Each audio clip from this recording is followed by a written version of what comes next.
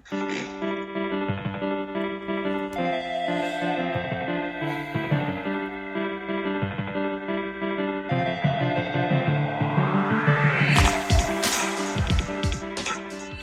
morning, good afternoon, good evening, everyone, wherever you are listening. Welcome to the Hockey Podcast. My name is Kevin Olenek. You can follow me, of course, on Twitter at KEVOLE, podcast_hockey on Twitter. All social media channels, you can follow me, KEVOLE, including TikTok, which I've done one. I will do more one day. And then you can subscribe on Apple, Google, Spotify, or wherever you get your podcasts. We had a brief conversation about hair before we were going on air here. That I didn't even realize that rhymed. Tyler, your hair you're not happy with your hair. Well, I never really am in the first place, but it's longer than it's ever been. Obviously, with the COVID pandemic, it's been difficult to get a haircut from anybody. That's good. So I'm attempting to grow it out, and it's a challenge so far. So I'm wearing the hat today. I'm trying to get the flow to establish, but it's challenging after decades of not having my hair like that. Sean, Heidi, how is your hair?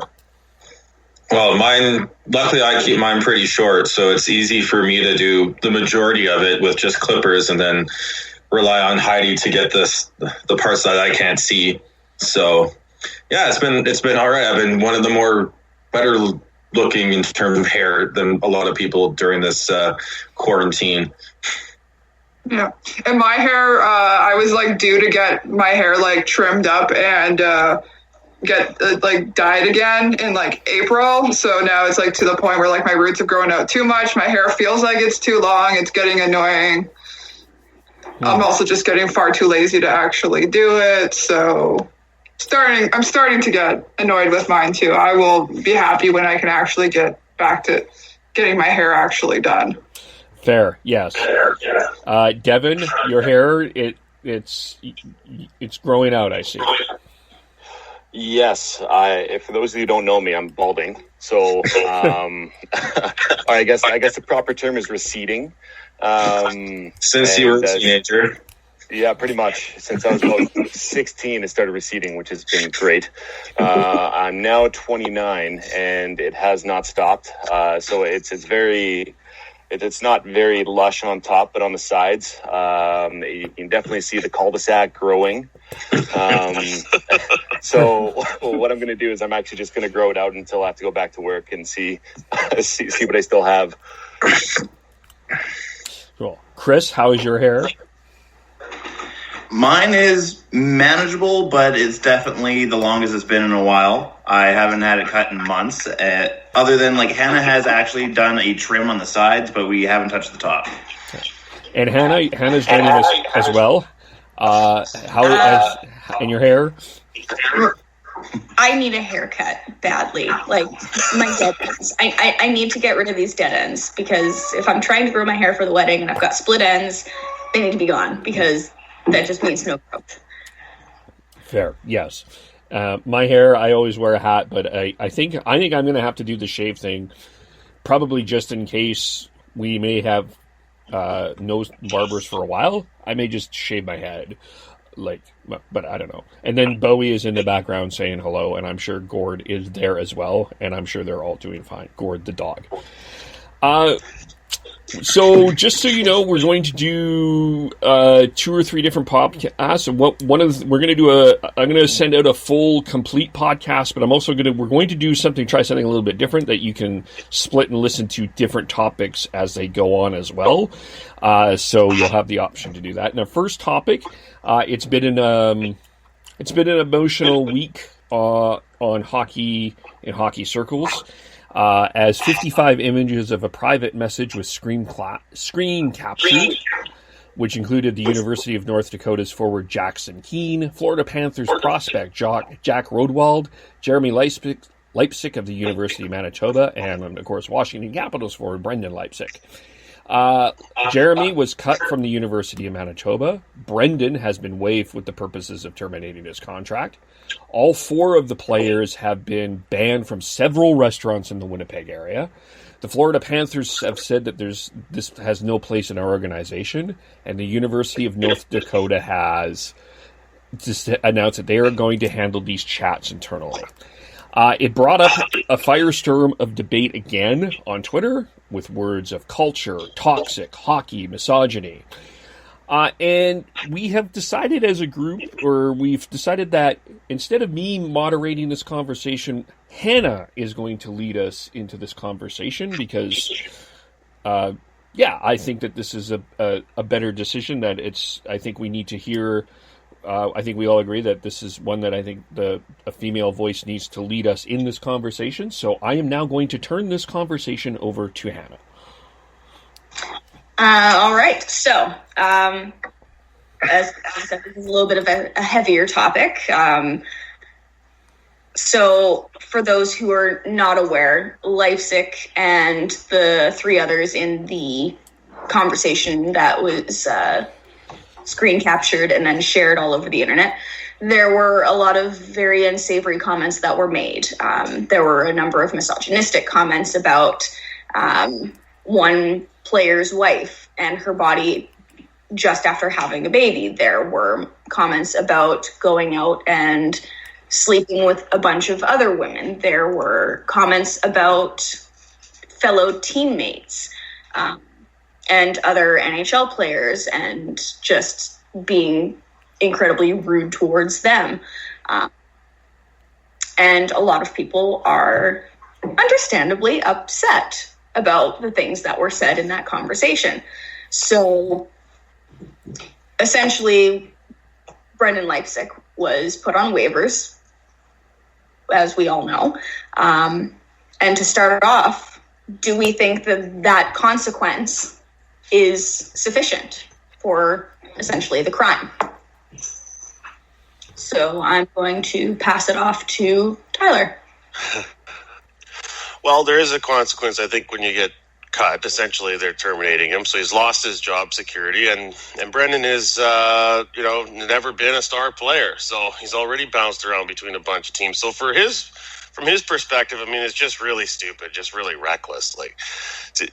I guess a bit clueless too about where he fits in the world of hockey. Like, is he that, he's that confident to just kind of run his mouth like that, not think he's going to get caught, and then not lose his spot in the league over that? That's really poor judgment there. Is he done in the NHL forever? Well, that's hard to say, down the road as teams get desperate for NHL caliber players with injuries and stuff. We've seen this, like in baseball, for example. The Blue Jays wanted to move on from Roberto Osuna because he had some domestic issues, and then another team took a chance on him. So I could see how there'd be the point of view that it's not really a consequence, but at the same time, he is being cut now by a team that he was established on, and because he's not that strong a player really, and not only did he make some really misogynistic comments about women, but he was also bad-mouthing old teammates too. So there's a lot of reasons why teams wouldn't take a chance on this, and it's hard to blame them for that. Heidi, let's go over to you. Oh, you guys are muted. Still on mute. Technical difficulties. Oh. All right, maybe we'll jump over to Devin instead. Devin is also muted. This is just working out swell. Sorry, Can you hear us now? Oh, yeah. There we go. Okay, so back to Heidi then. Okay, I'm sorry. Can you actually repeat the question? So essentially, my question was, is his consequence essentially sufficient or suitable for the crime, so to speak? Yes and no. Like, the fact that he was, and as we were saying off off air. Has he really been punished by the Capitals? I guess he's put on waivers, but until like his contract is actually terminated, some team could still go pick him up and pay him. He hasn't been. There was I realize obviously that we don't have the game going on right now, so throwing like a suspension or something like that doesn't seem like really any kind of punishment or even like a fine, but it's really I'm really struggling to make a decision on whether it is sufficient enough. Like, I think for like just the situation right at this very second, with the fact that there's just such a mess going on in the NHL with everything else going on and how all these things would work. I think it was the best thing that they could do was to put him on waivers for the termination of his contract. I think there might need to be a step after that. I'm not 100% sure what that necessarily should be, but I would like to like maybe hear like a statement from the Players Association kind of regarding this as well. Yes. In terms of the unconditional waivers, what I understand is waiver process takes 24 hours. I don't know what that means right now for pause, but it takes 24 hours. They waived 2 days ago. No one claimed him. He's out. I don't see anyone wanting to bring him in to the locker room. He basically burned all the bridges he has. All four of those players did. So don't see. There may not be a quote unquote official punishment at this point. I think there should be. I think they need to start taking a stand and start making things a lot more public with this, like they did after after everything came out with Peters and Mike Babcock. They need to start making a public stance on this to make sure that everyone knows that this isn't anything that is acceptable that's in any regards within the game. Sean, your microphone was cutting out a little bit there. Oh, that's yeah. better. So, what did you guys miss? I think I got a bit. I think you said you talked about Babcock and Peters. You talked about the Players Association, and you talked about unconditional waivers. But you were just like, I got some of it, but I didn't get everything. From my end, I don't know if everyone else did, but yeah, I was kind of cutting in and out. All right, am I sounding good now? Yes. Yep. Yeah. Okay. So, like I said, with the waiver process, it's 24 hours. I don't know if that changes with the pause, but I don't think it does. So he's cut and gone and off the Washington Capitals roster. In terms of, yes, there isn't an official punishment. I think there should be. I think it's time that the NHL and the NHLPA, I think there needs to be a distinction on that, need to stand up and make it known that this is not anything that anyone should have to deal with within the game. And I do think that both need to stand up and do something different to handle this. So moving on to the next question.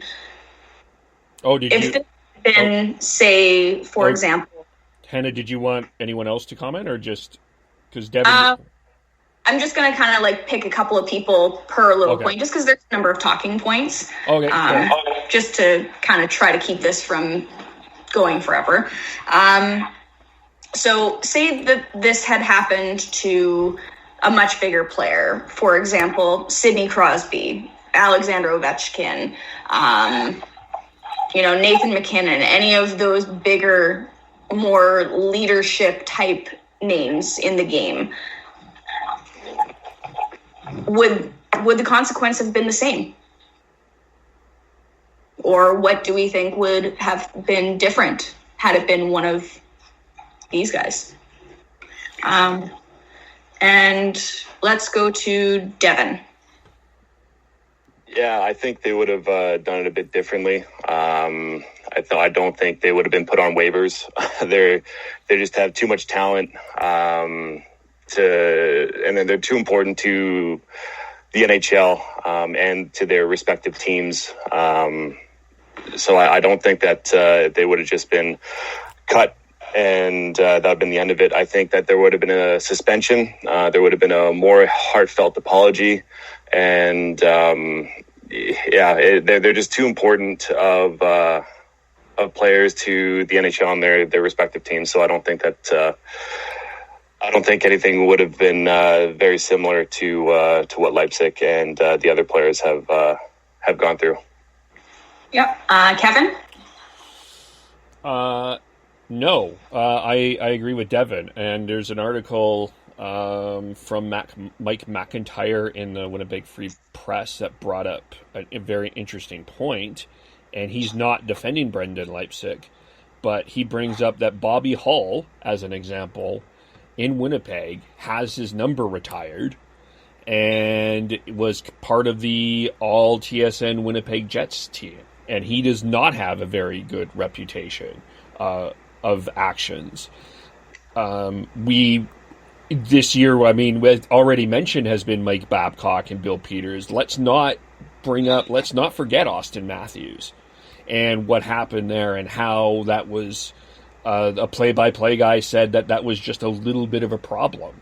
And there hasn't really been a question following Austin Matthews since the start of the season. It's been a lot of talk about hockey, but no one has really brought up Austin Matthews' previous transgressions.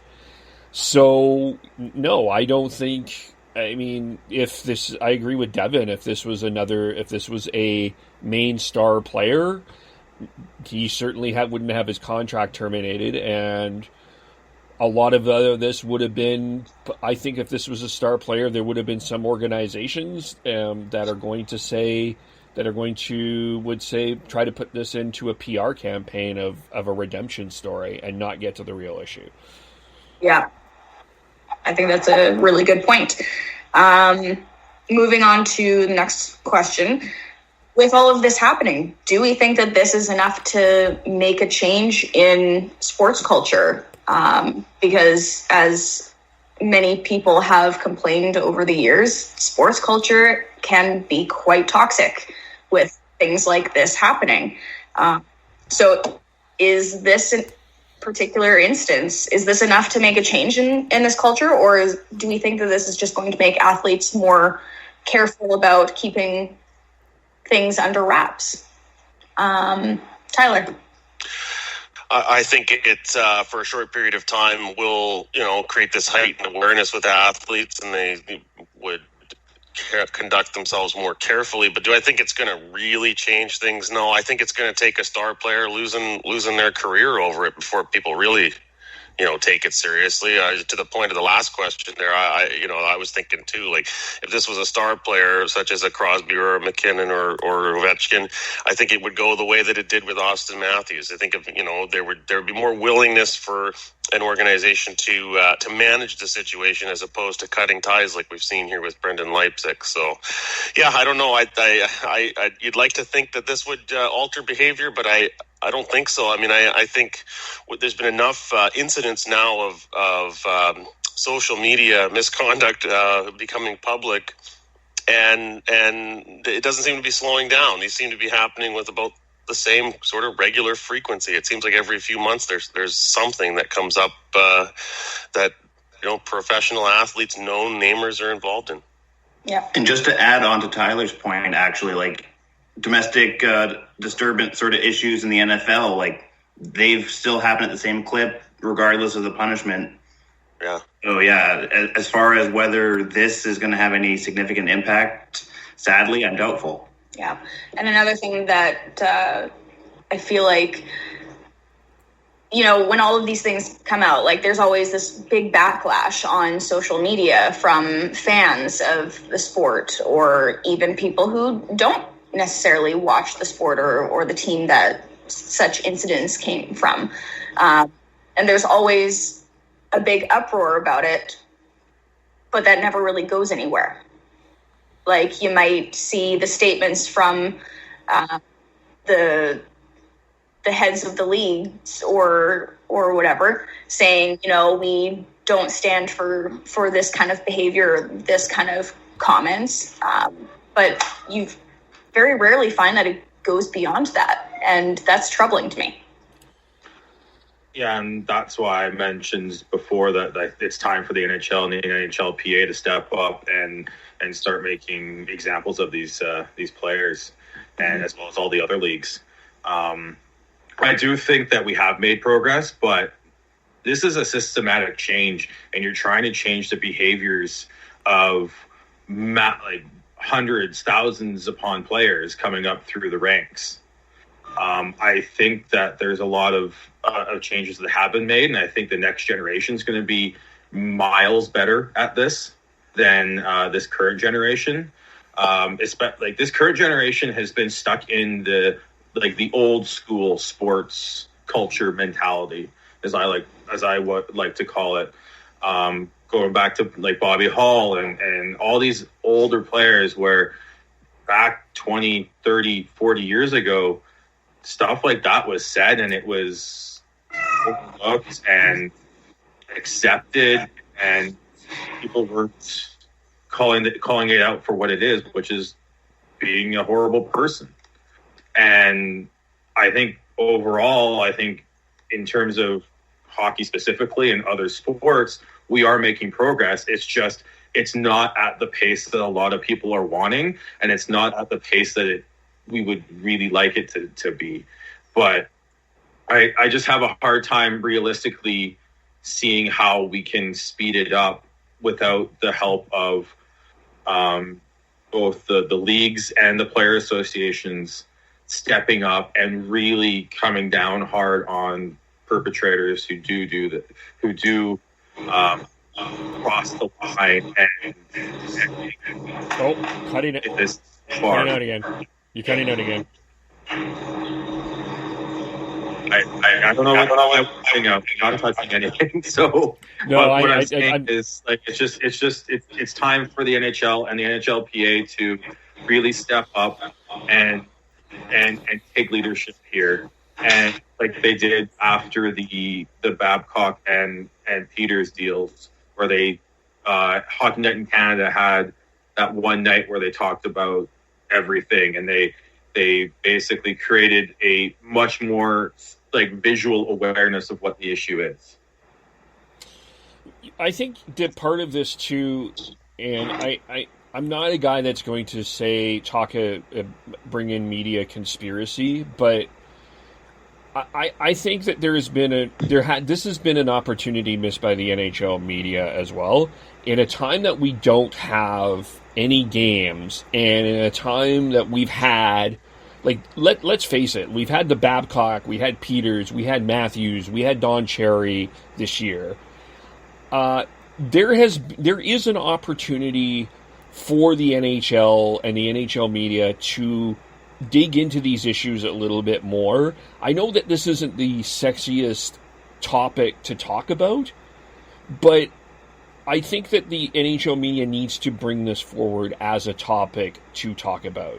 I mean, it's great to bring up, and we do it. We're doing we're reviewing drafts, and there's all these teams, and who would you rather be in a quarantine with, and there's all these fun things, and I get it to try to, but there's been an opportunity to have a serious conversation about this now, and it's very rare that this conversation is actually happening. It's taking an incident like this to bring this forward, as opposed to maybe being proactive about it and talking about these issues in a constructive way.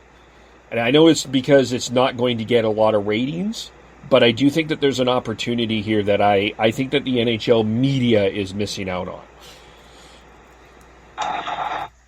That's a very fair point, Kevin. So moving on to the next topic. A lot of people, some people who have been defending Brendan Leipsic, and some people who haven't necessarily been defending him, but have maybe been trying to come in from a neutral perspective. A lot of comments that come from that side of things discuss the whole idea of invasion of privacy when these screenshots were leaked. And I feel like maybe there's kind of a difference between, you know, people in the spotlight, celebrities, athletes, that sort of thing, versus everyday sort of people. I feel like as somebody in the spotlight, part of your job is to uphold an image that is acceptable to the public, and to the standards of who your employer is.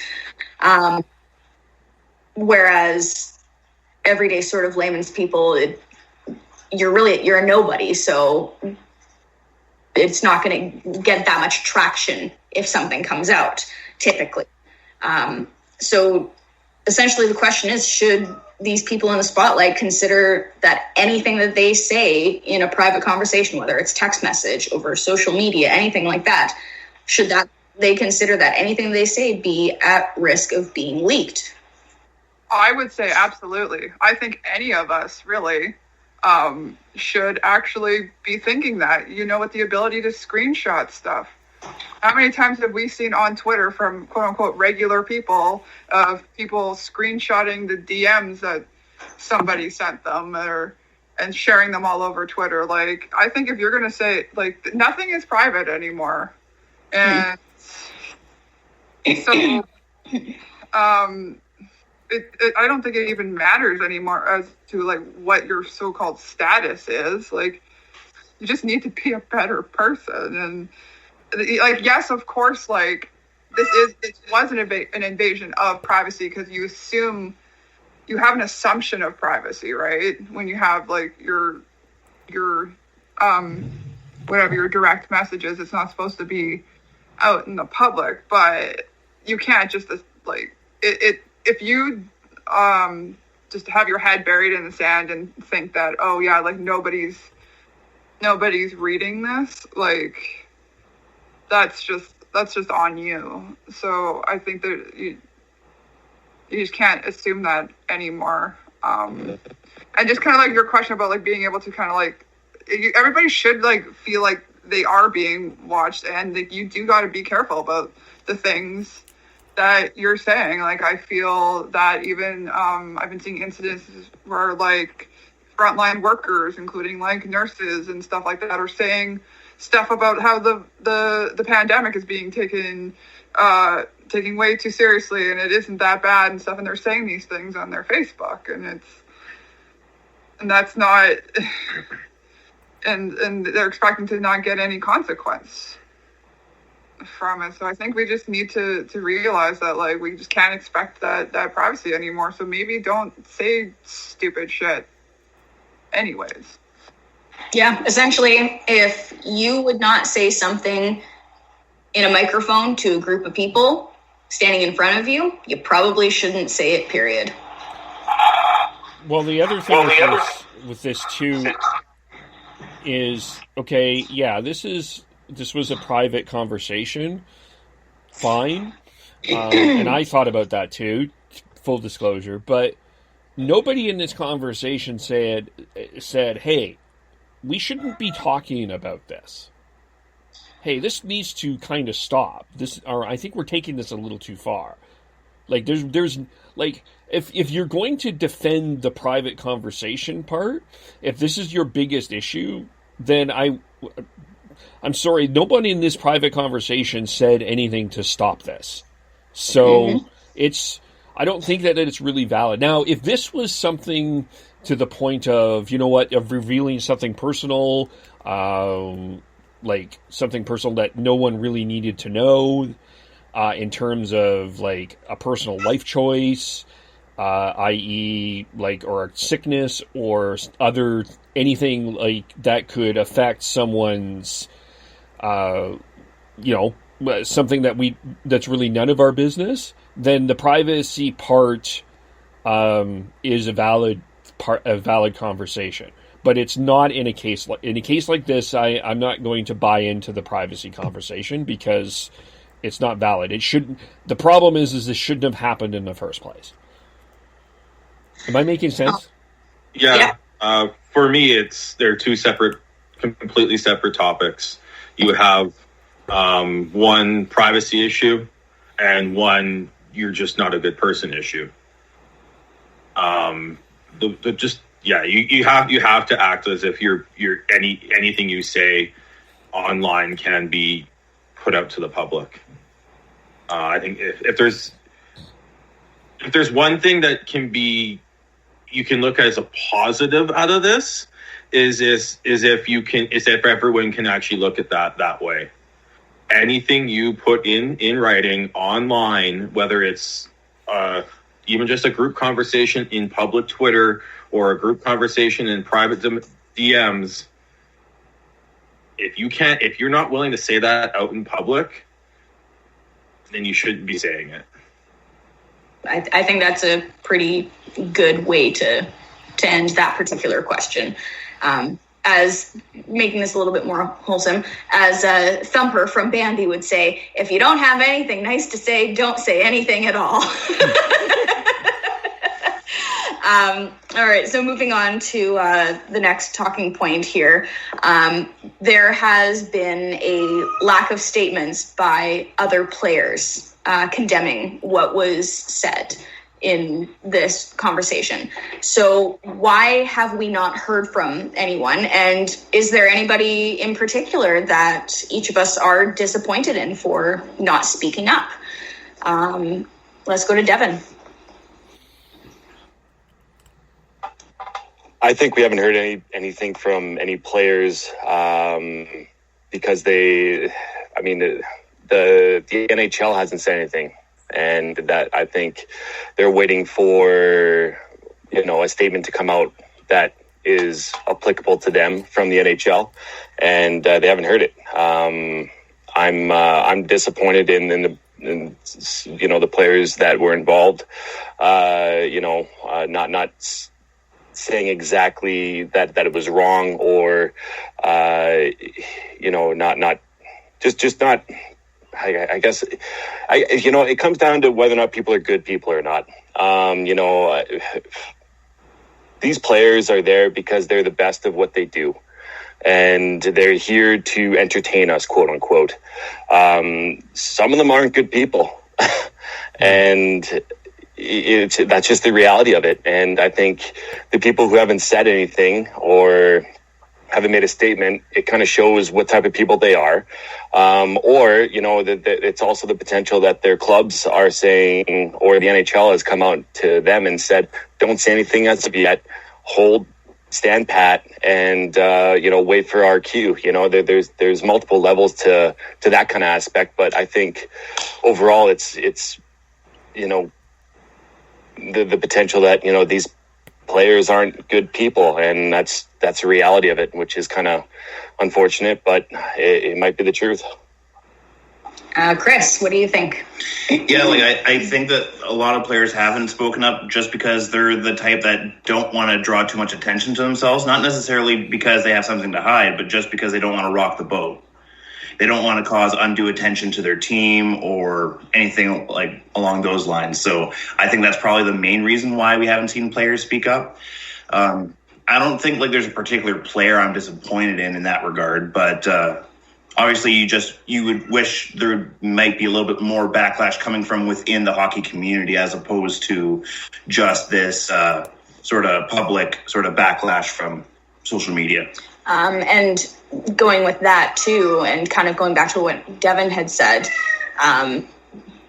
there's a very strong possibility that a number of people in the NHL are just not good people.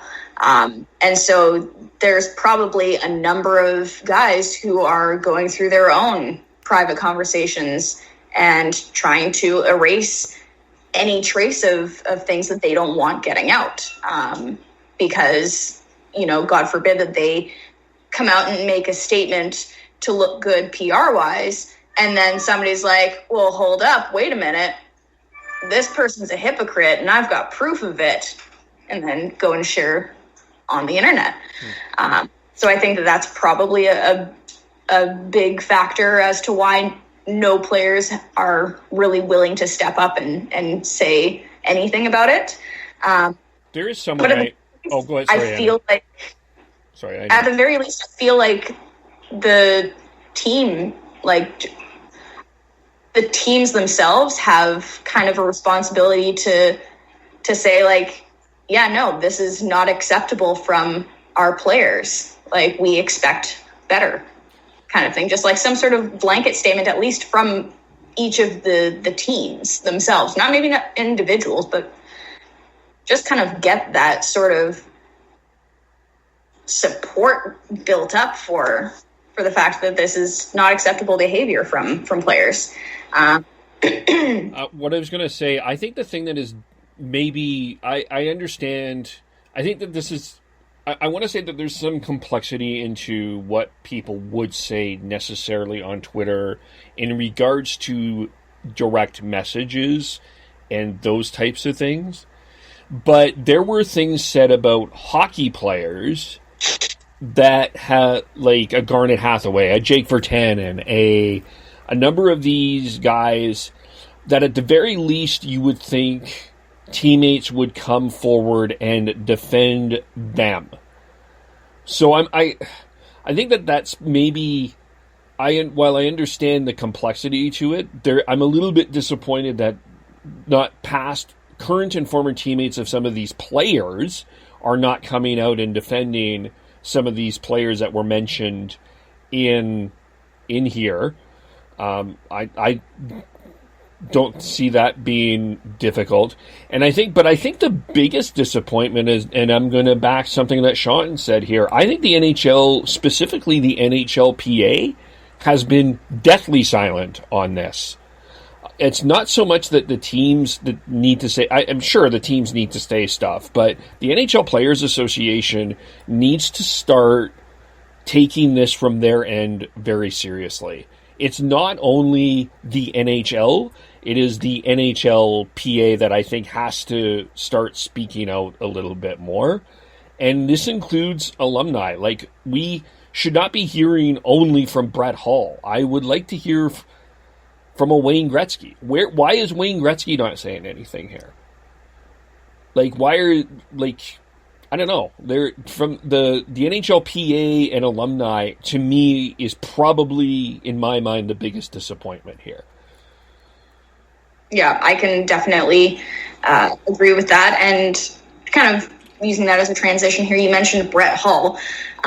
So, as I'm sure everybody here is aware, Brett Hull came out the other day and made a comment on all of this, and he had a bit of an unsavory response to what had happened, and he essentially said that he thinks that we're ruining the fun of hockey because the screenshots were leaked and people were being upset about what happened in the chat. And his reasoning for that was, well, back in his day, you know, all of these things were said. It was locker room talk, yada, yada, yada. But because it wasn't in writing, that made it hearsay, and that made it okay and acceptable.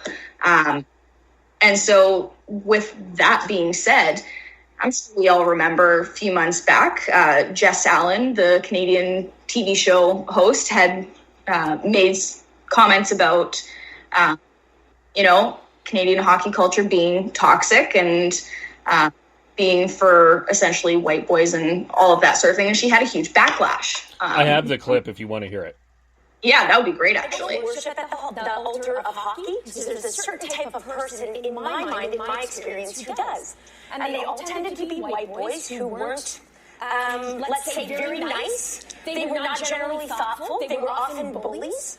Their parents were able to afford to put them, spend $5,000 a year on minor hockey. And for me, Don Cherry is the walking and talking representative of that type. So yeah, everybody remembers that, I'm sure. And a lot of people remember she was lambasted on social media. There was a huge backlash for her comments. A number of people were in support of her comments who have experienced, the things that she's talked about, but there were a lot of people who were coming out in defense of Don Cherry and saying, that's not what this entire sport is about, and you shouldn't be generalizing and that sort of thing. So with everything that's been coming out since her comments, has anybody's views on what she said changed? Are we seeing that maybe her views are a little bit more valid than maybe we originally felt? No. I mean, I think her perspective there is reasonable enough. That's probably what she experienced, but still, I mean, there's a lot of people that play hockey that aren't like that. She didn't really back it up with any kind of real research. It was more of an anecdotal take, and that's what people didn't like about it, because there's lots of parents out there that are probably quite proud of raising good kids and good hockey players that don't do this kind of stuff. So that's where she ran into some problems. I don't think it's wrong per se that she made that observation in her circles, but Don Cherry gets into trouble generalizing, and that's what Jess Allen did there as well. I'm in sort of in the same camp as Tyler there. But just re-listening to that, and it got my hackles up again. It was how she said it.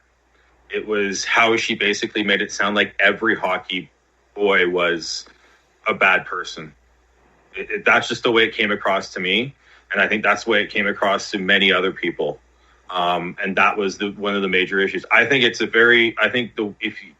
say that there is a problem in hockey culture, there is a subset of people in hockey culture that are creating a toxic environment, that is a very fair comment to make.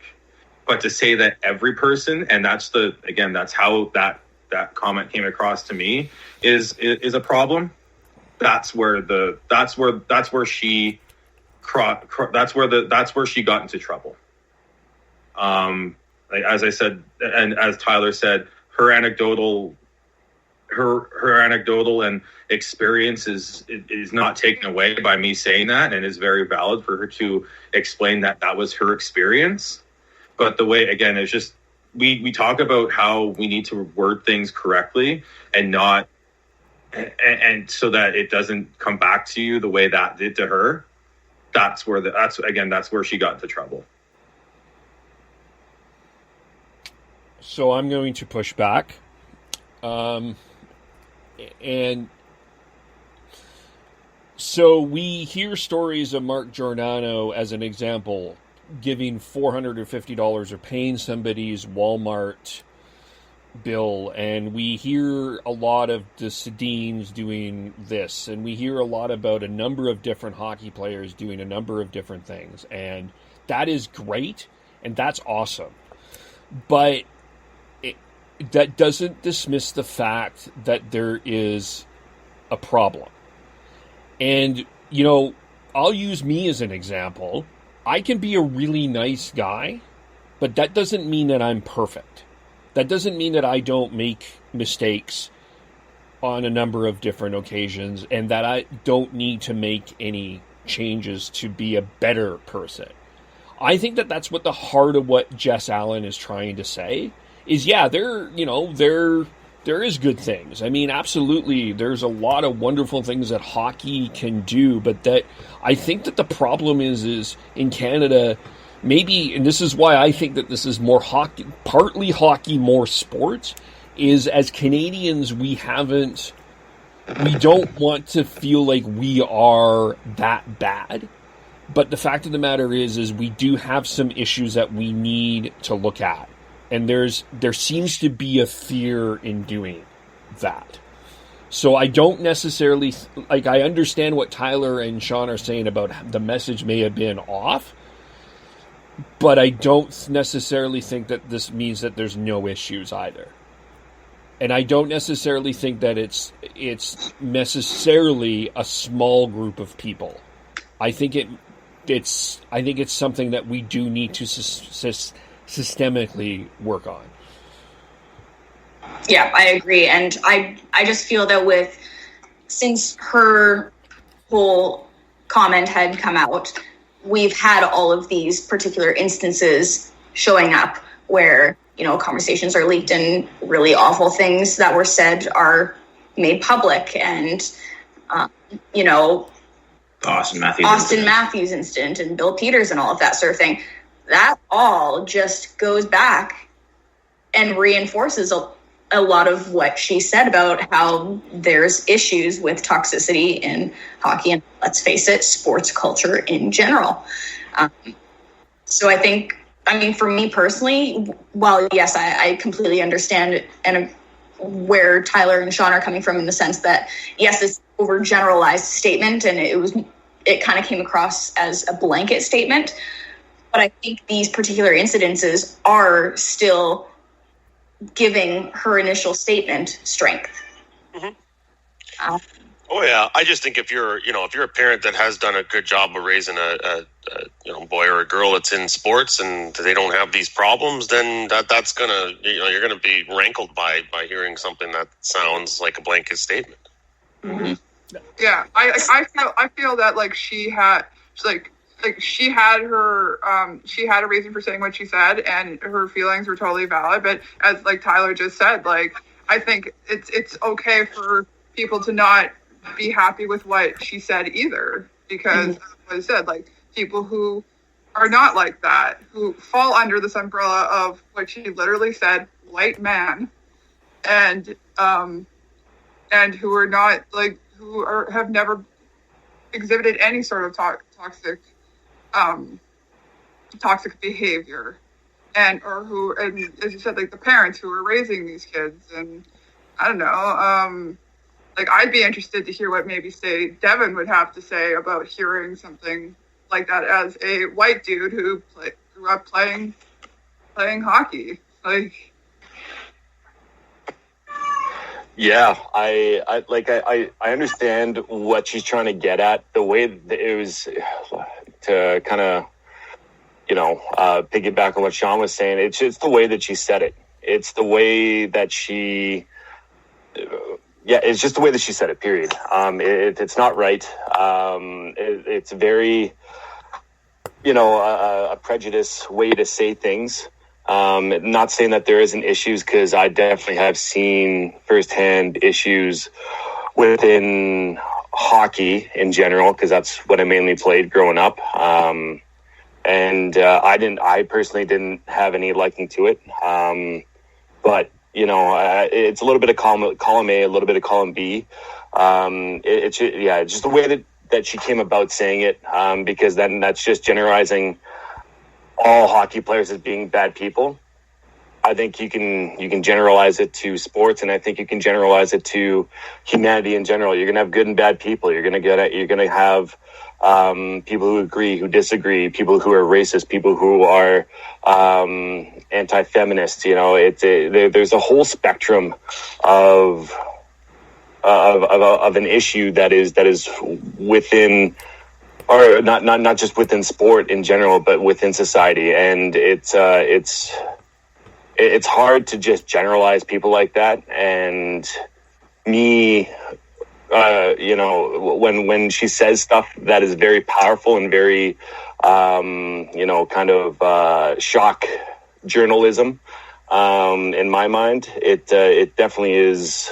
It puts me in a bad spot, personally, because I'm a white male who played decent high level hockey, and she's basically saying that I'm a bad person because I did that, and I was part of that hockey culture. And to me, that doesn't sit right, because I know who I am, and I know that I was raised decently well, and it does put a bad taste in my mouth. But I do understand where she's coming from, and that there is an issue that needs to be brought up and needs to be it needs to be talked about, and it needs to be rectified. But there's a certain way that you need to say it and you need to come about it. And I don't think that she did justice by saying what she said. I think that's a fair point, Devin. I think something that she could have done differently is she could have, in the moment, specifically clarified that, this is a statement applying to the people who have shown to be bullies and not so nice and all of that sort of thing, and that it doesn't necessarily apply to all hockey players, and that, if this is not something that applies to you, don't take it personally because it's not about you. It's about the people who are the problem. I think she could have clarified that in the moment when she was saying that. And I believe she did kind of come out and say that afterwards, when all of the backlash was kind of happening. She did kind of have a follow-up statement where she attempted to clarify that. But I think we're going to be making sort of big sweeping statements like that. We need to be thinking about making sure that we are giving that clarification that, no, we're not just talking about everybody as a whole. We're not just painting everyone with the same brush. We're talking about a specific type of person and not everybody. So okay, I think she could have done differently. Okay, so I guess my question is, maybe Devin and Tyler can both answer this. If something like what happened here with Leipsic, if this was found, or anything in this realm that we have talked about here, happened in your dressing room, how would it have been handled? Well, I think that generally with this kind of stuff, the easy way out for people is to just not say anything. Because what's the upside for you? The upside is is okay. Well, I'm doing the right thing. Yes, but then the other side of it is, are your teammates going to find you wimpy? Are your teammates going to find you this or that? Are they going to think you're a snitch or whatever? Like, there's all these sort of like internal kind of like team pressures on people when it comes to speaking out against what their teammates are doing. So the easy way is to just let it be that person's problem and let that person suffer the consequences if they get busted later. So, I don't think there really isn't an easy or right approach there, because whatever you do, you're doomed in a way. Like you're either in the wrong for not speaking out and putting a teammate in line when they're doing something inappropriate or saying something inappropriate, or you're doing the wrong thing by being quiet. It's just it's a difficult situation. I'm not sure how else to really put it. It kind of goes back to the point that I brought up about like not wanting to rock the boat or bring undue attention onto yourself. Yeah. Just you do that equation there, and you just think it's not worth it to me to say anything. Yeah, I mean, for me personally, I've been an assistant captain or a captain of my pretty much every team that I've been on, and I feel like I would want to do the right thing and speak up, but there's so much going on from puberty, wanting to fit in, wanting to be a part of the boys, you don't want to be an outcast, like Tyler was kind of saying, rock the boat. And as Chris was saying, it's a delicate situation, and whether or not you have your backing of other people in the dressing room or not is a big is definitely an issue that whether or not you speak up or not. It's hard, even back in, it's like 10 years, or I guess it was over 10 years ago when I played high level. It was, you always wanted to fit in. You always wanted to be a part of the boys. And it was still kind of like a bit of that old boys club kind of mentality. But I don't know. I feel like I would have stepped up and said something, but it would have taken a lot of courage. That's for sure. My memory's been jogged now. A few years ago on the rec hockey team I play on, we did have a bit of an incident with one player saying something not nice about another player's wife. But what happened there was simply, like a few people all at once kind of come up and said, whoa, come on now. Like that's like, too much type of thing. And then everybody kind of shook it off fairly quickly. But there was that, but there wasn't like one guy on the team that had to look like he was the dad of the team, trying trying to correct the behavior there. There was, there was that right away. There was like a few guys kind of saying like, whoa. And then, as people went home and everything, the people that still lingered around for a bit, they had more to say without, being sort of judged or whatever in a way that's going to make them look like they're the dad of the team, I suppose. I don't have a better phrase for that, but every incident's handled a little bit differently. Some people say, oh, well, it's not that big a deal, whatever. I don't want to get involved. Yeah, I've been a part of many ice hockey teams, field hockey teams. Sorry, Hannah, as well as other and I've dealt with many of issues in terms of problems where there was something said and everything, and every instance is handled a little bit differently. Like Devin, I was lucky enough to be chosen to be captain and assistant captain on a few teams, and when time was, well, as all you guys know, and I think everyone who listens knows, I'm not shy to share my opinion. So I was not shy back then to share my opinion when I had the chance to speak up. So it's also about making sure that it comes down to the coaches too, especially once you go into minor hockey and the junior ranks. It's the coaches and all the authoritative figures in that sense to set the tone. One of my friends, and he was my physical training coach when I was training with the Alberta provincial field hockey team. He told us flat out first training session that we are not allowed to use the R word. And ever since then, I've never. Every time I hear someone use that, I speak up and say that's not right.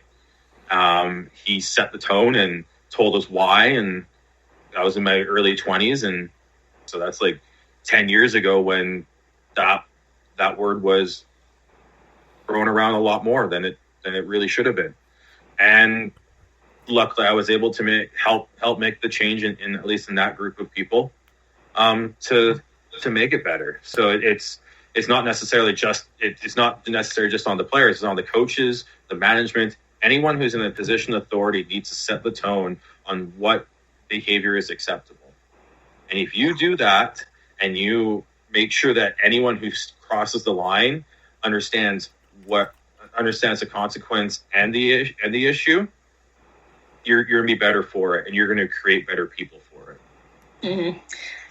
And, to wrap things up, the last talking point here, Leipsic had come out with a finger quotes here, apology of sorts. And a lot of people have a lot of opinions about it. Was it acceptable? And I want to go to Heidi on this one.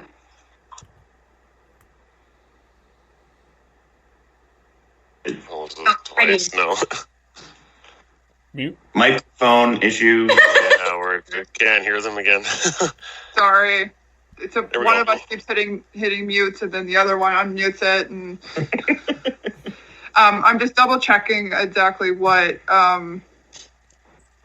he said, but he hasn't already blocked it, but apparently not. Okay, for one thing, I have an issue with this whole thing that he just basically just typed it out and screenshotted it and put it in. For some strange reason, when people do that, I just don't take it as seriously. I saw a kind of a joke going around after this. It's so Brendan Leipsic Googled something like public figure apology on Instagram. And it just had a Google search of every single YouTuber, everybody who's had to make some kind of public apology, and they've all just done it this way, where they basically just screenshotted a notepad thing. So I would have rather seen something maybe a little bit more probably put together than this. But that's just kind of maybe just the journalist PR person in me. At least at least he didn't seem to deny anything, which I thought was good. Like, honestly, I think that the denial would be like the first thing that maybe I would expect to hear, is that like, oh, I didn't do this, but obviously it's right in front of you and you can't really do that. Yeah, like, I'm happy that he did apologize. Like, I will say that like, and I believe that's that was a good move, that he actually did apologize. He didn't just let it just sit and play out, and maybe that people would forget about it. I think there just needs to be more from him, maybe like a video statement, maybe, I don't know, maybe something he had. It's too late now, I guess, to work with the Capitals on something, but yeah, it's fine, but I would need to see, like, he refers to, I am committed to learning from this and becoming a better person. So, if he really feels that way, if he's like realizing now, maybe as the days have went on and he's seen how much backlash out of this, that he sees this and maybe he's like, oh shit, I fucked up. Maybe I shouldn't have said this stuff. Like, in the moment it seems fine, but now when it's in screen captures in front of me, I'm like, wow, I sound like a dick. So, I mean, it's hard to say without seeing what happens now. Like, for all we know, we're just never going to hear Brendan Leipsic ever again. So we're not going to know whether he actually learned from the situation. But his apology was, I'll just say, it was fine.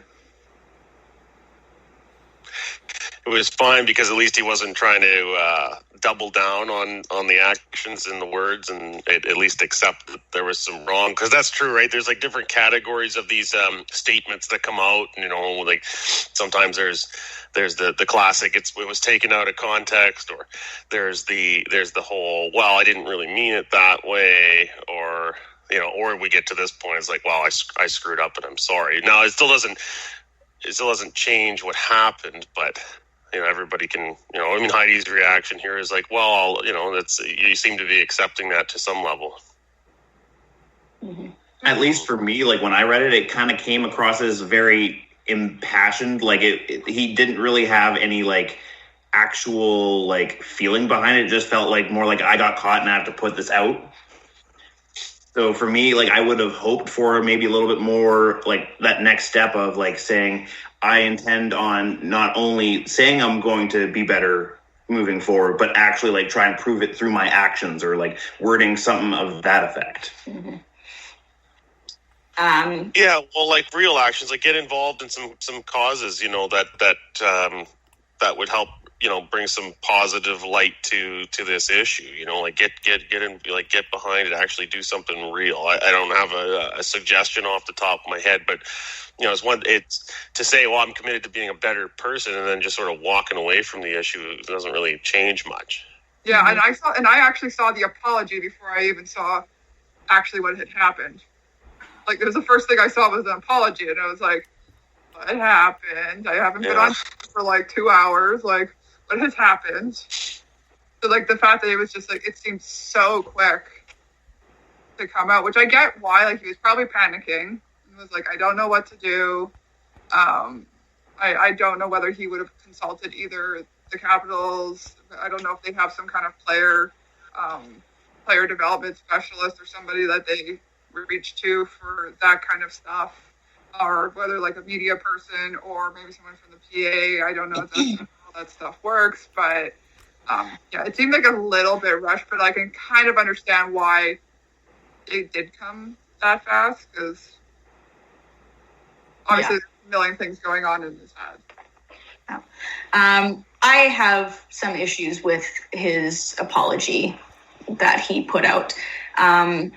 To me, it felt like he was trying to avoid taking responsibility a little bit, in the sense that he was saying, you know, this was a conversation I was part of. It wasn't, oh, these were comments that I made. It, like, he needed to own up to the fact that he said some really terrible things about a teammate's wife, about his own teammates, about other players in the NHL.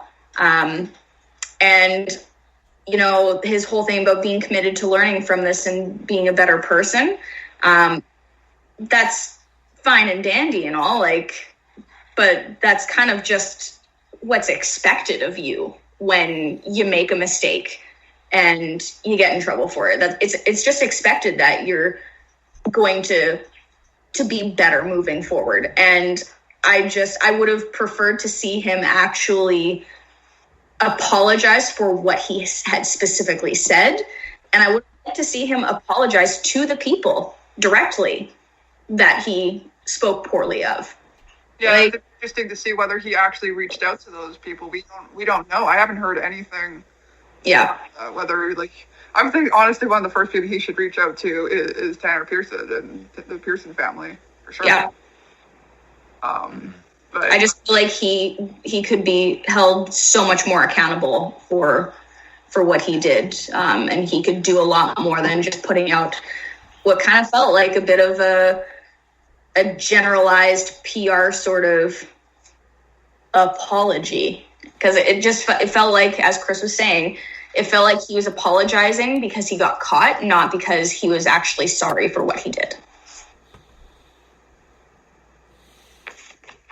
And I believe that's the conclusion for this conversation, because I think that's all the questions that Hannah had, correct? Yeah. Does anybody else have anything to kind of jump in with? All I want to say is that, you know, what he did was very shitty, was very uncalled for, and I really hope he is sorry for it. I try to look for the silver lining throughout this, and it's maybe the silver lining is not the right word, but, you know, you saying something, you as in general people saying something, and then, you know, knowing that deep down it's not right,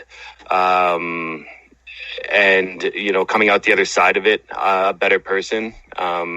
You know, maybe there's people out there who are going to say something that didn't say something that was rude or anything. I don't know. What I'm trying to say is that, you know, I try and look on the good side of people and try and make sure that, you know, the bad stuff is recognized. But if he comes out a better person out of this, you know, from this incident, then good people need to stay good people. And yeah, I don't know if I did that justice. I understand what you're trying to say, even though you may feel like you screwed up on the execution. Thank you. For me, it just comes down to we need to stand up and we need to call people out for when they are acting like horrible people and making comments that are degrading to people.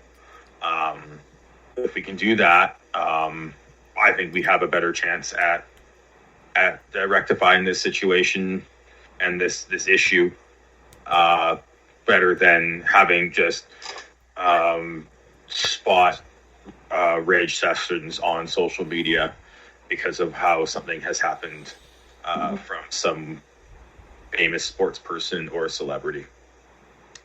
And can I just say, I love Nicole for her Instagram post that she had made a few days later. Nicole being Jack's wife. Yes, sorry. Thank you for clarification.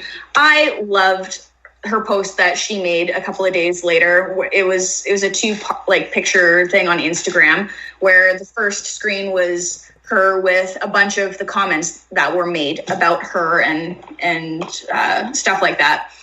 And then the next picture was a much happier picture of her and a whole bunch of comments of support that she's gotten from people since this incident had happened. And just the fact that that's how she chose to respond to it and just say, you know what, focus on the bright side and the positives in your life, and don't give that negative stuff the attention that it's wanting. And yeah, I thought her response to it was just fantastic.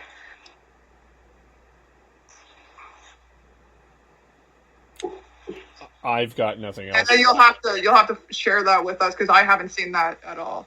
Oh, well, apparently I'm the only one who's No, I saw it. I saw that that one. too. Yeah, that was pretty good too. Yeah. Sean's looking for it right now so that we can look at it. Yeah. It's like I hadn't seen it either, but I found it, and it's good if you can find a way to find the positive out of it, because there is support out there. Even though there's shitty people out there, there is some really good people out there who are going to support people who are attacked by in these situations. Yeah. All right. Well, Hannah, thank you for leading a good conversation. I think this went well. I hope everyone thinks that it did. Here, I've got there. We got a little applause. The crowd goes wild. Remember crowds? What's that? Yeah. Thank you for leading us. I think this was a really constructive conversation, and there will be more going forward on this as well, I can assure you. So we will now move on here. We are continuing on with our NHL draft reviews, and we are now at 2013, which is, I like to title it the draft this is my title for this draft. The contract sucks. Yeah. It's the My Contract Sucks draft, because this was the draft that the Vancouver Canucks traded Corey Schneider to the New Jersey Devils for Bo Horvat. You're going to want to hear this. I think you're going to want to hear this. Yeah, I couldn't find that clip, unfortunately. But that's such a classic clip. Yeah. Boo. Yeah. I think that was when Bettman started to lean into the booze. Yes. Bettman has embraced certainly embraced that now as part of his personality. I think maybe he'll request that at his funeral too. Well, of course, let's remember that draft was in New Jersey, and the Devils were trading their pick, so he really wanted to get the Devils fans' attention. Yeah, that's true. But what we've done is we have done the top 5 picks, and I've put out a little bit of a poll because I suspect these 3 players will be somewhere in the list, including out of these 3 players, who would you take first? Elias Lindholm was the 5th pick, and Sean Monahan was the 7th pick, and Bo Horvat with the 9th.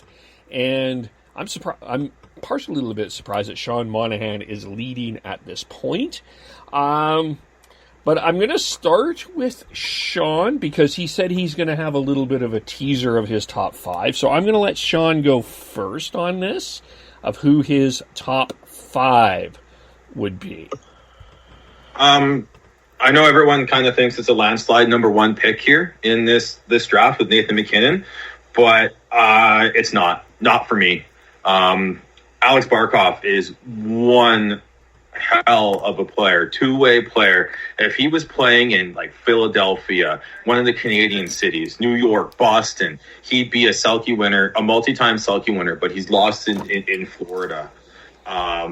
So I think it's a 1A situation in there. But McKinnon still is my number 1. And then Barkov. And then you've got Seth Jones at number 3 for me. You've got a franchise defenseman, minute muncher. He's a Norris Trophy candidate for the past couple of years. Like in that discussion and all that, he's the anchor of that Columbus blue line. They've struggled without him this past year. And then it gets interesting for me. The second most point producing player out of this draft is Sean Monahan. And I don't think you can ignore that, despite his lack of any sort of game outside of below the dots in the slot. I think you can't ignore his point production and his goals.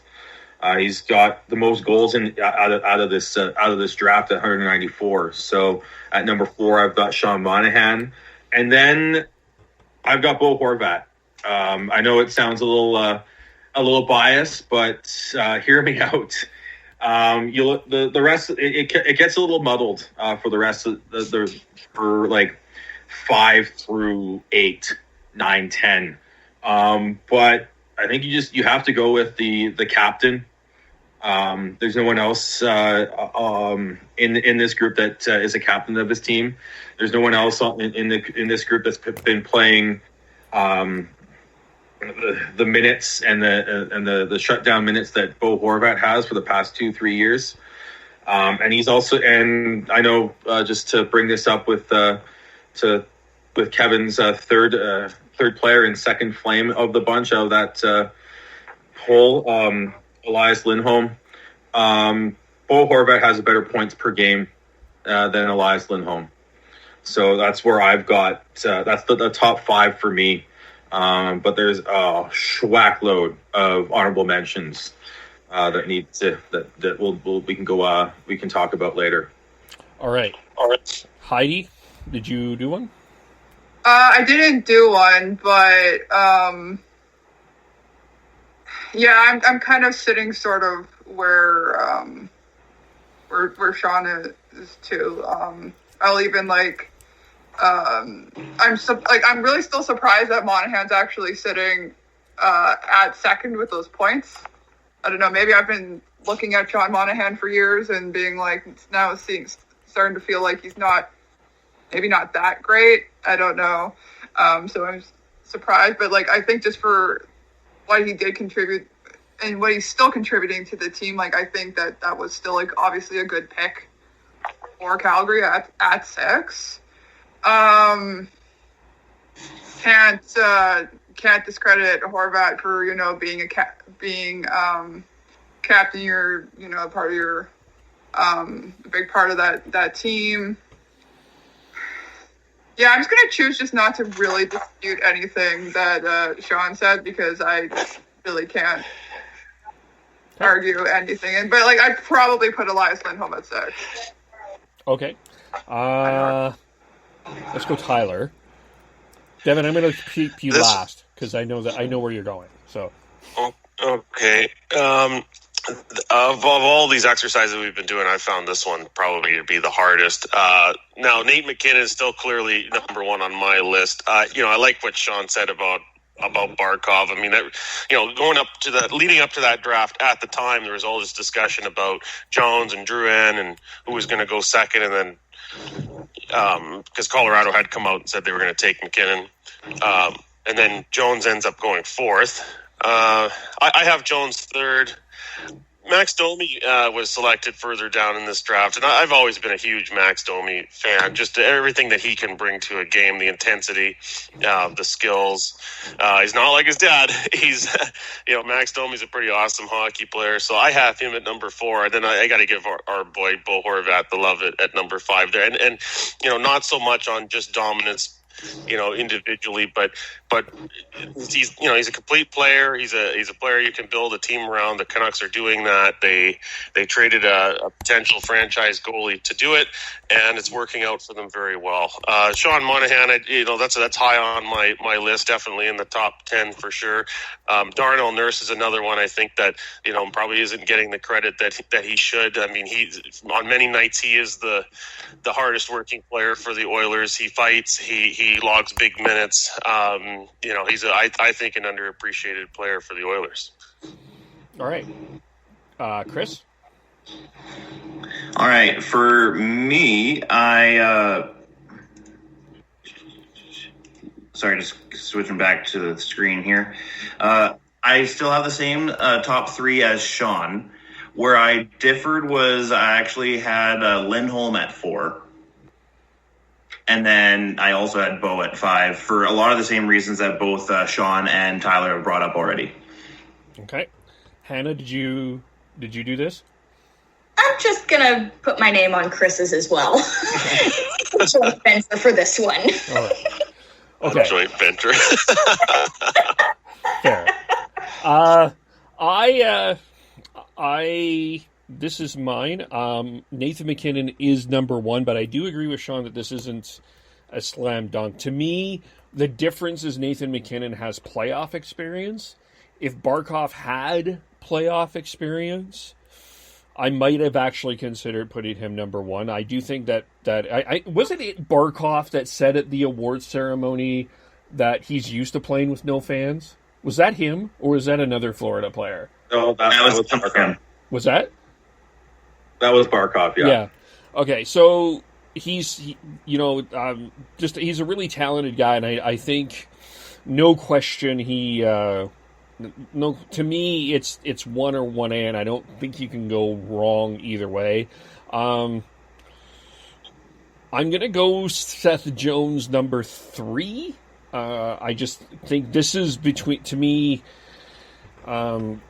I think if the Oilers had more success, I think that there would have been a legitimate argument to put Darnell Nurse here. But Seth Jones is, he has playoff success, and I think that has a lot to do with this to me. Number 4, I'm like Chris. I have Elias Lindholm at number 4. I think, I know that a lot of people have Matthew Tkachuk as a potential captain. I actually think that Elias Lindholm could wear the C at some point with this team, at the very least wear an A. I like his versatility. I know that there's been laughters of the comparison to Patrice Bergeron, and I don't think that's I don't think it's a fair comparison. I think his two-way game and his versatility puts him ahead for me for Monahan in my mind. I just think that there's more versatility, and I understand that Monahan also has all the points, but his point differential is interesting if you look first half to second half and playoff. That, to me, puts Monahan over there. And number 5, I have Bo Horvat as my 5th. It's hard to put a guy that does have a captaincy not in a top 5. He's somewhat been saddled with interesting line mates that he could have a higher point per game, but he is certainly the glue that brings the Canucks together. And I think he's a glue that brings anybody together. So I would put Bo Horvat as my 5th. I love listening to Kevin talk through this and the crazy things that come out of his mouth, like comparing Seth Jones and Darnell Nurse. Well, I don't. Well, you bet. Hold on though.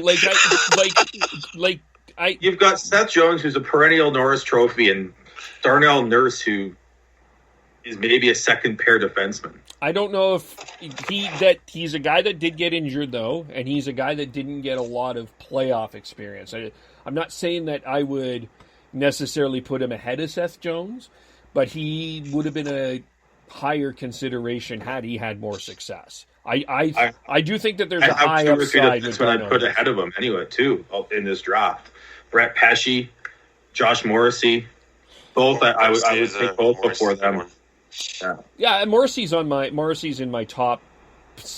Morrissey probably would have been 6th, 7th in this list, but I look at I do think that there's a higher ceiling coming up with Darnell Nurse, especially now where I think he's got some good coaching behind him.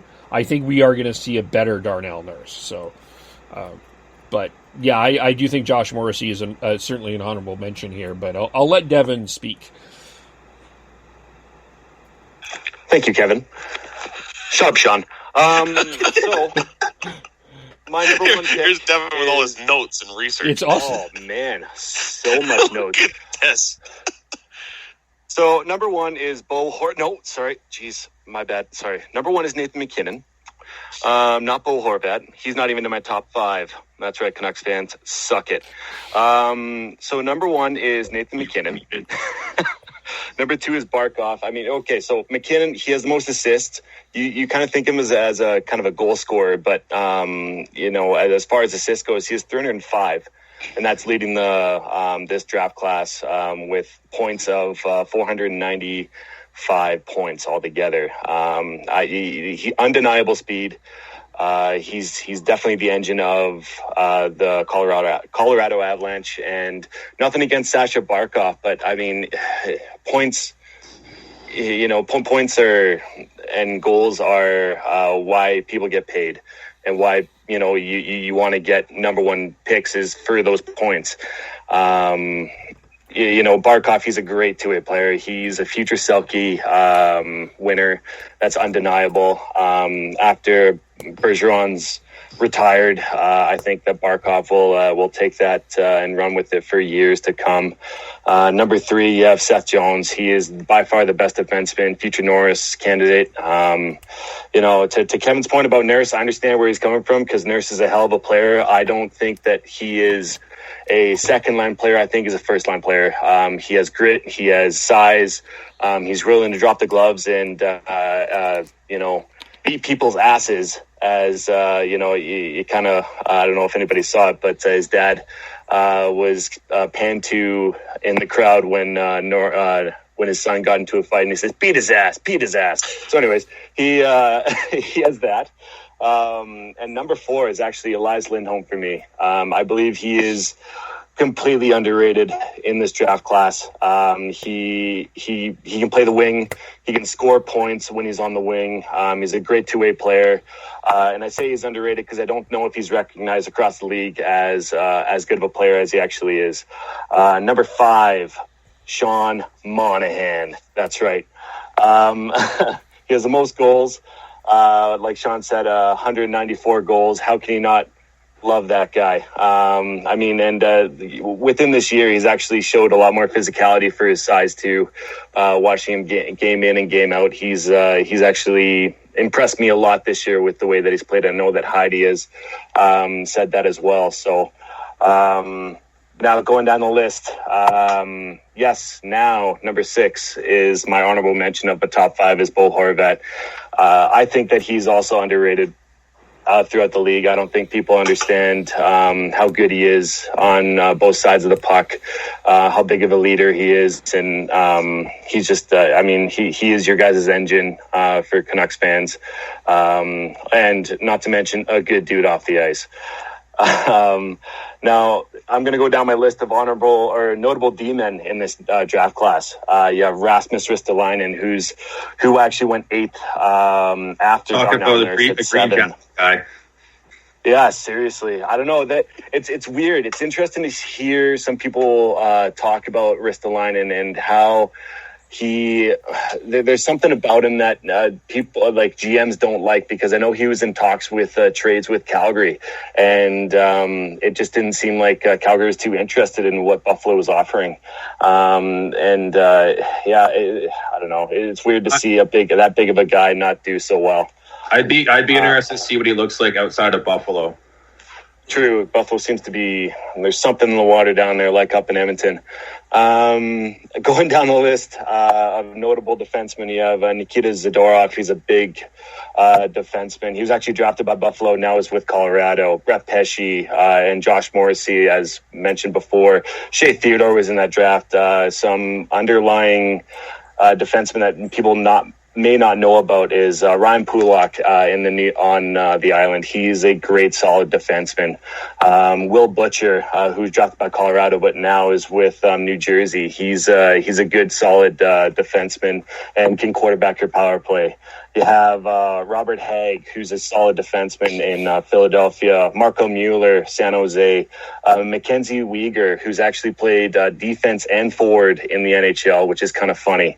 Who can play both ways. And he was actually drafted 206th overall. Ryan Graves, a great solid defenseman that's coming out of New York Rangers system. I'm sure you guys are going to talk about some of these more notable people, but I want to point out Andrew Kopp, a great role-playing depth forward on Winnipeg. He's been solid. Taken 104th overall. Anthony Duclair, I don't know why he's been bounced around by so many teams, but it's he's a solid player and who can play on your second line and produce on multiple levels of your power play and even strength. One other person, Oliver Bjorkstrand. I don't know if many people know about him, but he's a solid centerman who was drafted 75th overall 89th overall. And he's been solid for CBJ. William Carrier down in Vegas, a solid player as well. All these are solid players, if you haven't noticed. You haven't even gotten to the one I want to talk about. Well, let me go down my list. Frederick Gauthier, the GOAT in Toronto. Another Toronto pick was Andreas Janssen. He's been shown to be really, really well. And for all, our Calgary players, Alan Quine, I think that he is at least a fourth line. He's an NHLer, and I want to see him more. He actually scored the series winning goal for the New York Islanders a couple years back as well. I'm just going to go through three more players. Picked 191st overall, Dominik Kubalik. He is actually top 5 for Calder candidate this year. 30 goals. And he was actually just traded for a 5th rounder, which is kind of crazy. He's been playing with Patrick Kane and Kirby Dach, who's another draft pick by Chicago. And some goalie shout-outs, Tristan Jarry. He's been playing basically 1A, 1B with Matt Murray in Pittsburgh. One goalie that not many people will know about right now, but I think he's going to be a number 1 goalie, is Marcus Hogberg in Ottawa. He's been lit up with the shots, but he's been a solid goalie for Ottawa this year and has played the majority of the games. And then, of course, UC Saros, who's a 1B to Rene down in Nashville. So that's my rant. I love it. Mic drop. All right, Dev, you missed 2 players. I missed a lot of people. I just thought that you guys were going to talk about other people, so I just thought I would go through my list of people. You've got Jake Gensel. Yep. He went 77th overall. He's the ranked 3rd in points per game in this draft class. One of the most underrated players, I think, in this draft class is Tyler Bertuzzi. You look at Detroit, how horrible they are. They've got one good line with Larkin, Mantha, and Bertuzzi, and Detroit got 2 of those players in this draft, Bertuzzi and Mantha. Yeah, the Gensel one. Yeah, Gensel. Did anyone consider him in a top 10? Oh, Gensel's in my top 10 for sure. He's played like half the games as the top, like the rest of half the games or less than the top 5 in this draft class, and I think that holds him back in my eyes. But he's definitely within even top 7, 8 for me.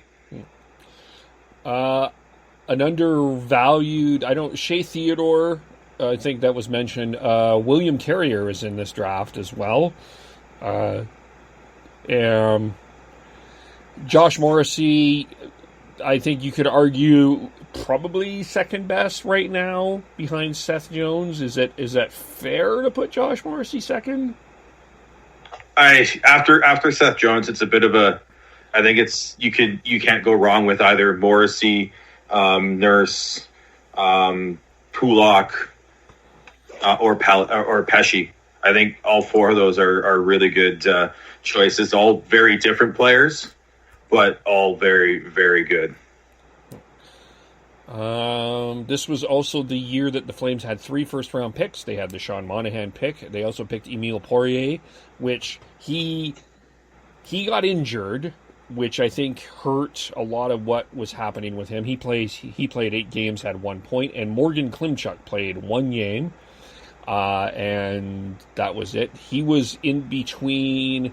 The next 2 picks after Morgan Klimchuk were Jason Dickinson and Ryan Hartman, who has bounced around. Behind Poirier was Burakovsky, and then Vancouver picked Hunter Shinkaruk, and then McCarron, and then Shea Theodore. So I'm not,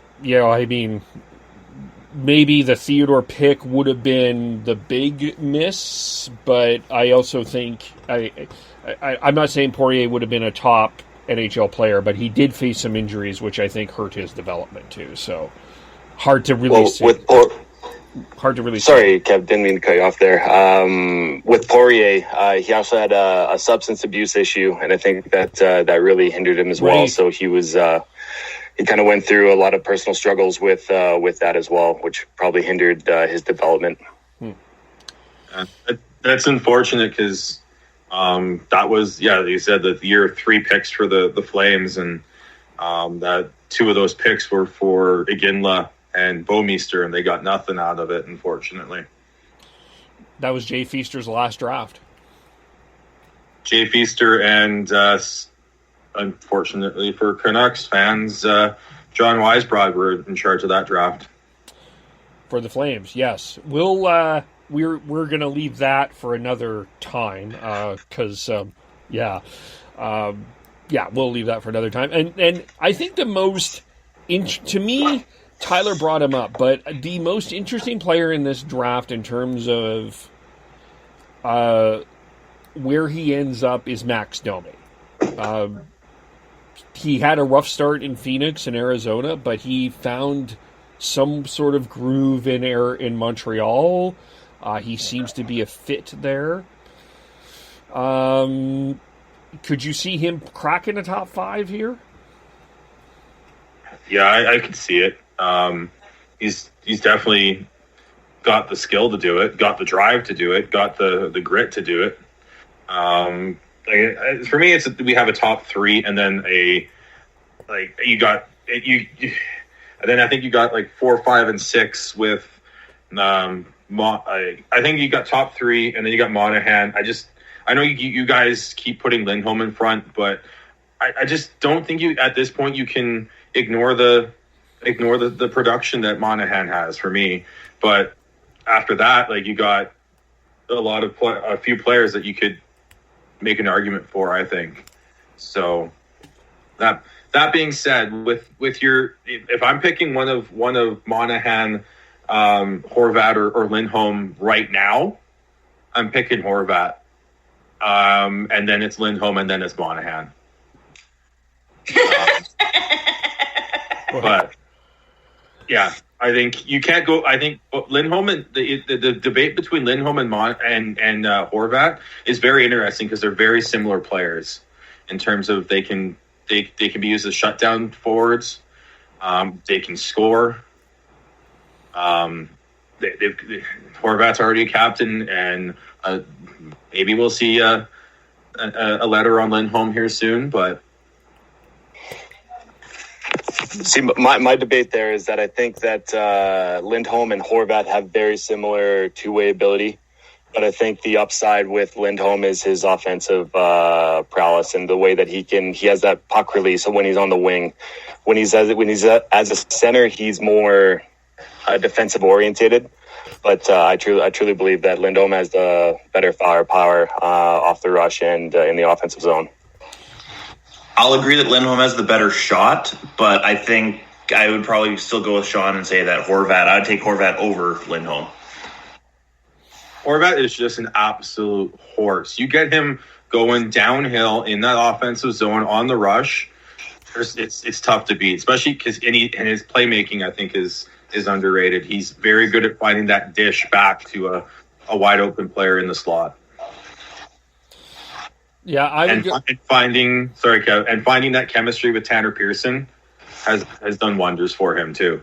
That's the one thing that, as I think you mentioned, Kevin, the helicopter wingers that Horvat's had for most of his career, and wingers that are more designed for shutdown, and he's still putting up 60 plus points in the past couple seasons shows a lot about what type of player he is. I think his numbers would be better than potentially Lindholm's if he actually had consistent wingers throughout these last 4 or 5 years. Mm-hmm. I think with Lindholm too is it's not that I'm not. This isn't dismissing Horvat when I say this. Lindholm, you can play with anybody.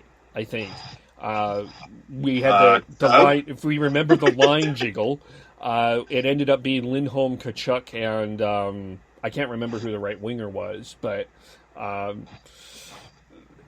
I think you can move Lindholm around, and I think he makes players better. I'm not saying that Horvat doesn't, But this is where I would put Lindholm and Horvat ahead of Monahan. Is I don't know if Monahan does make players better. I mean, I think him and Johnny have incredible chemistry together, but I don't always see that with other players, maybe.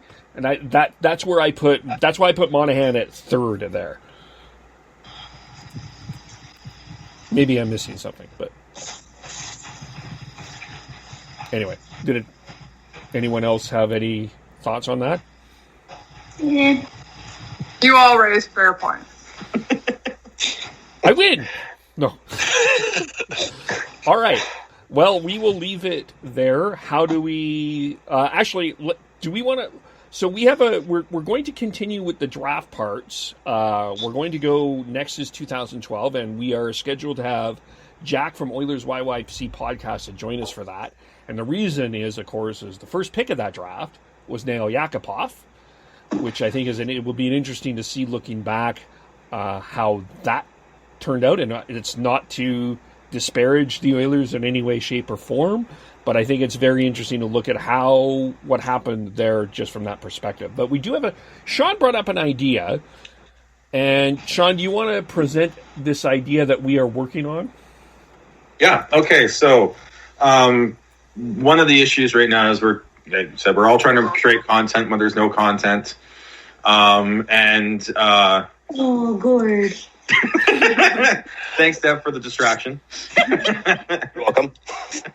And one of the things we have is we have Heidi and Hannah as well, who didn't really start following hockey until about the mid 2010s, so 2015-ish, and we're getting a little bit past their knowledge. So let's bring it back, and let's do something from this year, and let's do a fantasy draft, 2 lines, 2 defense pairs, a goalie, and a coach, and you have all the Canadian teams to work with.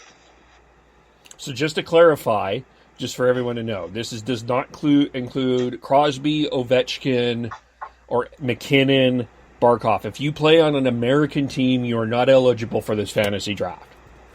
Mm-hmm.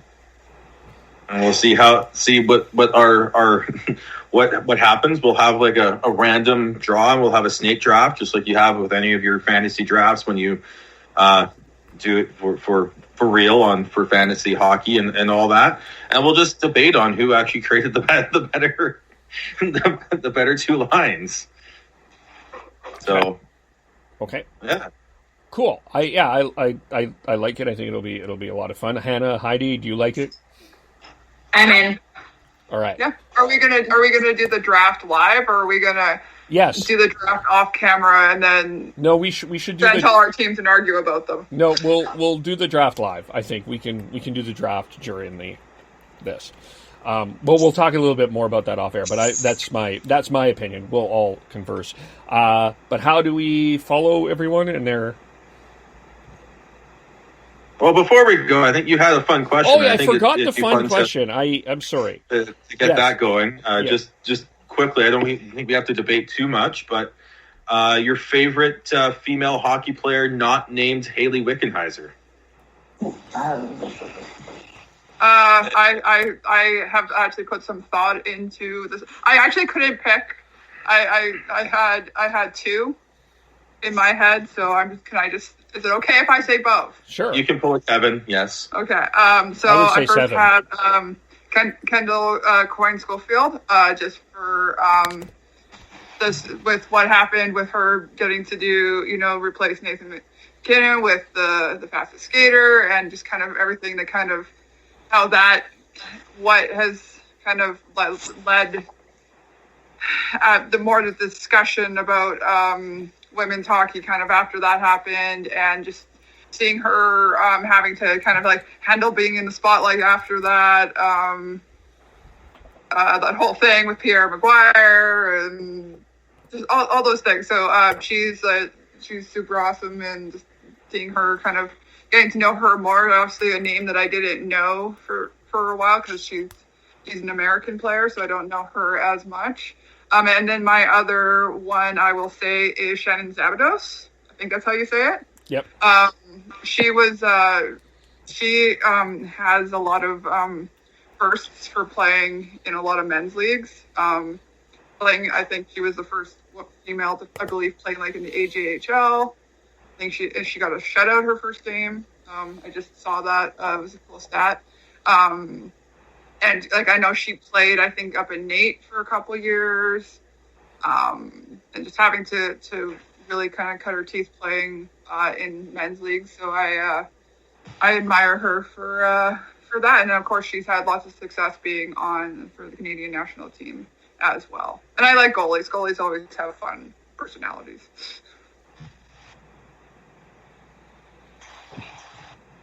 I guess I'll go. I went with Megan Augusta. She's been with the national team, Canadian national team, for years. Been on, I think, 3 Olympics, maybe 4, and is now her full-time job now is a police officer in Vancouver. So she was in lead up to the last Olympics. She took a leave of absence, but she was basically. I think she was still actually working part-time. And she was being a police officer. I believe she's a mom as well, and training for Olympics, like just being a freaking superhero of some sorts. So that's who I chose with honorable mention to the current top of the crop in for Canadian hockey, and Marie-Philippe Poulin. For me, Natalie Spooner. Natalie Spooner is the choice. Good player, just fun, just seems to be a great face for the game, at least in Canada right now. Still has a lot of years left to be playing at the national team level. Does a lot to promote the game. So for me, Natalie Spooner jumps out. I'm a big Shannon Zavados fan as well. Just the clutch goaltending performances for Team Canada in the Olympics says enough by itself. I'll jump in now. I'm going to damn Sean because he took Poulin from me. So if, you know what, I'm still going to go with that choice anyway, because I think that if you can't choose the GOAT, you have to go with her. Like, she's probably the best of the current iteration of female hockey. If we're doing like a second choice, my second choice probably would have been like a Hillary Knight. Fair. Hannah, Devin? What Chris said. Devin? Let's go with Schofield. Showing off her speed in the fastest skater competition, showing up all the boys. I think that shows a lot of skill and kind of just opened up everybody's eyes to, women's hockey. And I have a lot of respect for her. Takes a lot of lady balls. Nice. For me, to me, I have two. Cassie Campbell. I know that people look at her commentating, but when she played, she had a great speed, great shot, just a lot of skill. I always will remember that. Cassie has to be in probably top 5 of all time women hockey players for sure. And Jennifer Botterill, I always just I enjoyed how she played as well. And a little bit of how she looked, but how she played as well.